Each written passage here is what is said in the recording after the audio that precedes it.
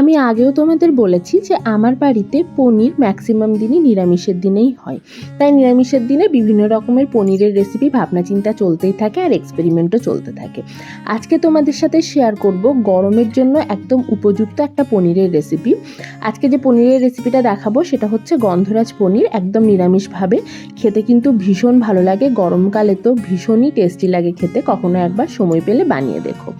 পনিরগুলোকে cube করে কেটে তার মধ্যে নুন, গোলমরিচ আর একটু গন্ধরাজ লেবুর রস মাখিয়ে ওটাকে সরিয়ে রাখলাম।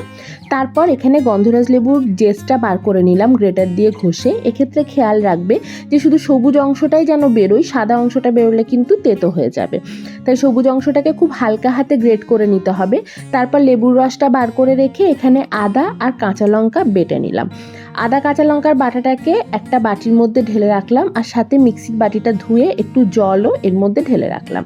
এরপর সরাসরি রান্নায় চলে যাব। রান্নার জন্য প্রথমেই তেল গরম করে পনিরগুলোকে দিয়ে ভালো করে ভেজে নিতে হবে। একটু যতক্ষণ না পনিরের গায়ে রং ধরে ঠিক ততক্ষণ অবধি পনিরগুলোকে ভেজে নেব। যখন পনিরের গায়ে এরকম হালকা হালকা রং ধরবে তখন পনিরগুলোকে সরিয়ে রাখবো অন্য একটা পাত্রে।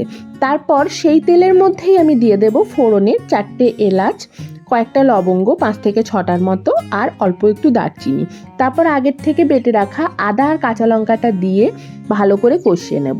যতক্ষণ এটা কষানো হচ্ছে ততক্ষণ আরেকটা পেস্ট রেডি করে নেব।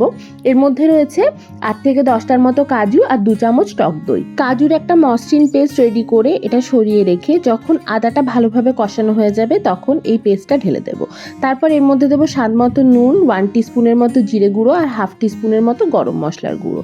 ভালো করে এই মশলাটাকে কষাতে থাকবো যতক্ষণ পর্যন্ত না এই মশলাটা থেকে বেশ সুন্দর তেল ছেড়ে আসে। যখন এরকম তেল ছেড়ে আসবে তখন এর মধ্যে দিয়ে দেব আগের থেকে ফেটিয়ে রাখা টক দই 1/2 বাটির মতো। টক দইটা দিয়েও ভালো করে কষাতে হবে।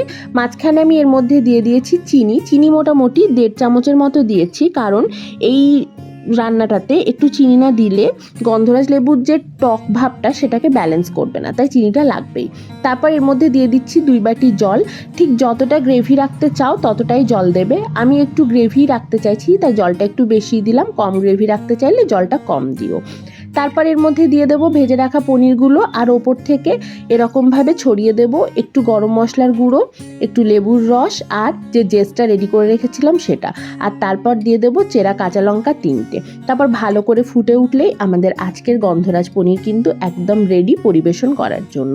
এটাকে গরম গরম রুটি, পরোটা বা ফ্রাইড রাইস বা পোলাওয়ের সাথে পরিবেশন করে দেখো, গরমের দিনে কিন্তু বেশ ভালো লাগে খেতে। রেসিপিটা ভালো লাগলে অবশ্যই পাশে থেকো, ফিরে আসবো আবার অন্য কোনো রেসিপি নিয়ে। ততক্ষণের জন্য টাটা।